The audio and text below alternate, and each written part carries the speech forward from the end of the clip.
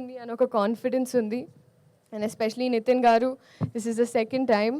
And ఆయన I think పక్క నుండి హీస్ మేడ్ షూర్ లేదు లీలాకి ఇలాంటివి పడాలి, ఇలాంటి డైలాగులు పడాలి అని. చాలామంది అలా చేయరు, బట్ మీరు అలా చేశారు. Thank you so much. ఇప్పుడు కూడా దీక్షలో ఉన్నారు. అండ్ ఈ సినిమాలో అది అసలు వేరే ఇట్స్ వెరీ డిఫరెంట్. చాలా బాగుంది జెన్యున్గా. అండ్ రాజేంద్ర ప్రసాద్ గారు అయితే it's not new.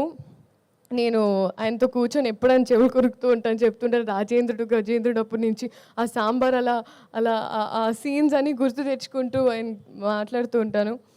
And especially guide చేస్తూ సీన్స్ అప్పుడు ఈ టైమింగ్లో ఎలా చేస్తే ఇంకా బాగుంటుందని ఇన్ని ఎక్స్పీరియన్స్ యాక్టర్స్ పనిచేసే అవకాశం దొరికినందుకు I'm very grateful. Vennela Kishore గారు మా ట్రాక్ అయితే హైలైట్.